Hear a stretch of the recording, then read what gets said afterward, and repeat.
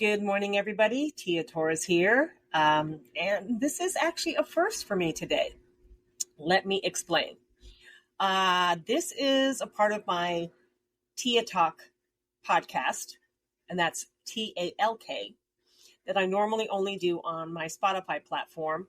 And then eventually I upload it to my one of my YouTube channels, and then eventually to Patreon. Starting today, I'm also simultaneously doing this on TikTok, as in TOK. So I'm here to confuse everybody. Now, the reason I'm starting with this particular episode is I want to address the most commonly asked question I get. And that is, how do I start my own dog rescue?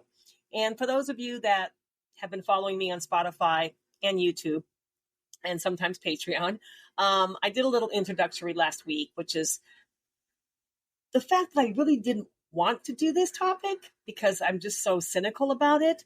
Most people don't realize what's involved, and it's just more of a pipe dream, than reality. But that being said, I checked myself at the door and realized that times are hard right now for animal shelters and animal rescues, and we need all the help we can get. So I am going to hopefully give you some good advice and, talk about what we can do to help some more animals in need. Let me scoot my microphone over here a little bit closer. My Spotify microphone. Okay.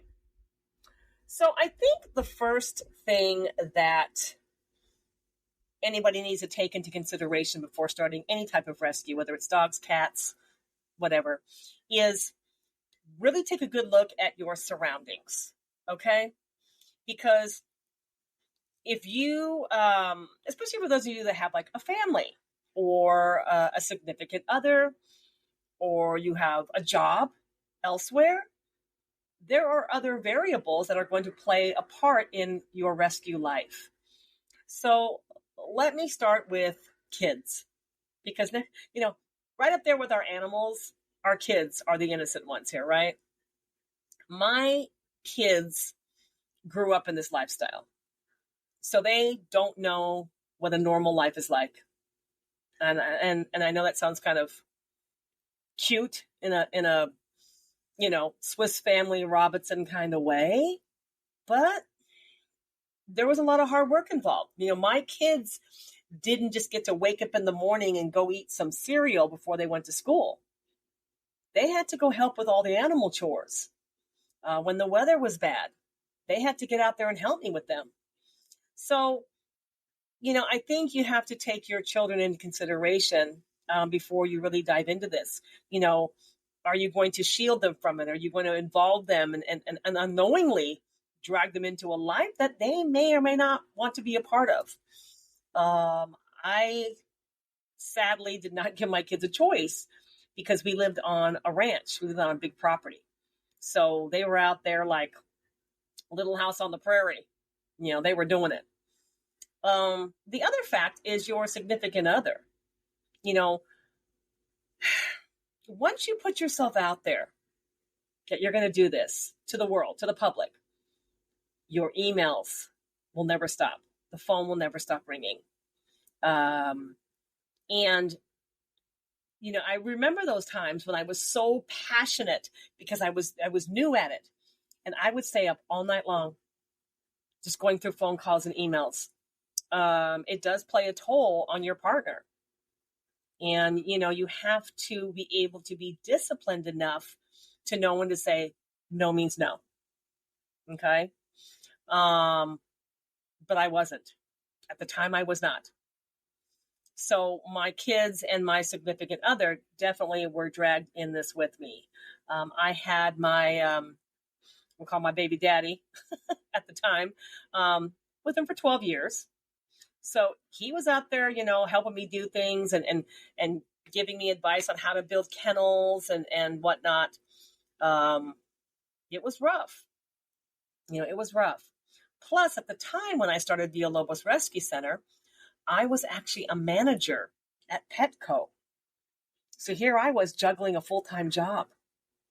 And there were times when I'd be working at Petco and I'd get a rescue call, and I would leave work on my lunch break and go pick up these wolf dogs, because that's what I was into at the time, was just the wolf dogs and the wolves.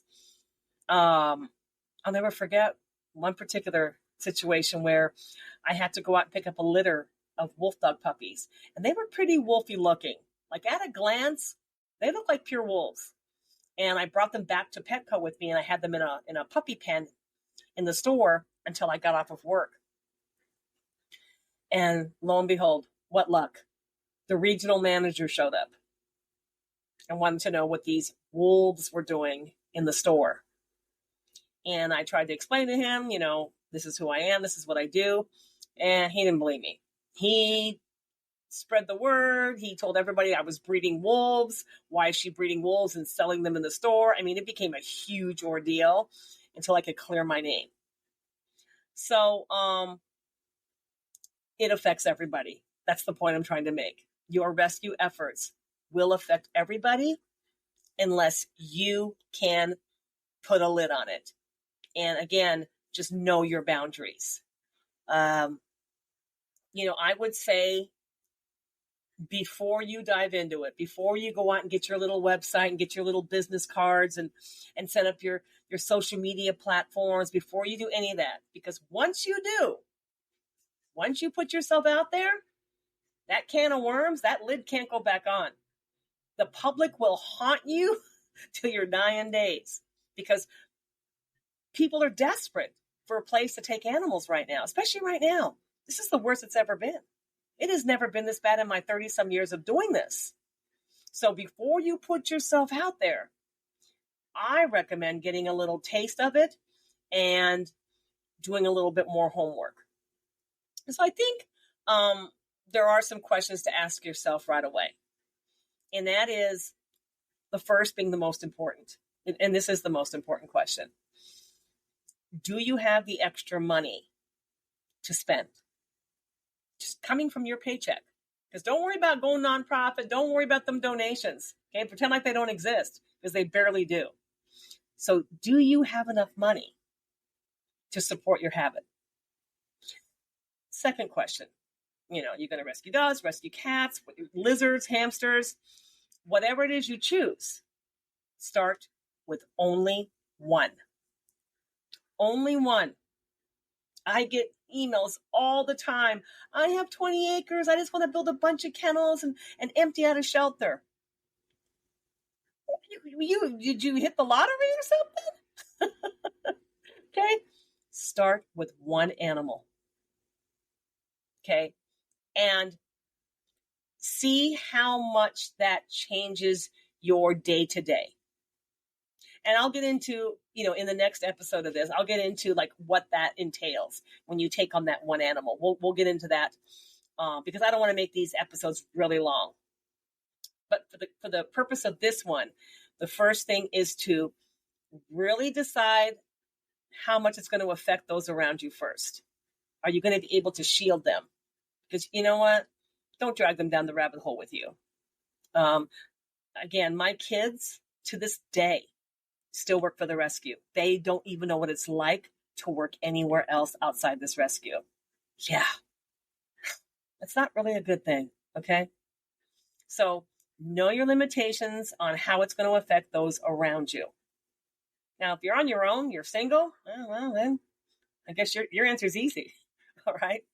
And then the next is, what type of animal are you going to rescue? And are you going to be able to start with one and keep it at one until you learn the process? Okay, well, that's my first piece of advice in starting your own animal rescue. And my first time putting it on multiple platforms at one time. All right, well, thanks for joining me in my first little, I guess, sub-series. We'll call it like Rescue 101. How does that sound? I may be the one needing rescue after we're done here. Okay. Well, my mission is to rescue. And I hope that one day I won't have to because of you, because you're going to help me. See you on the next one.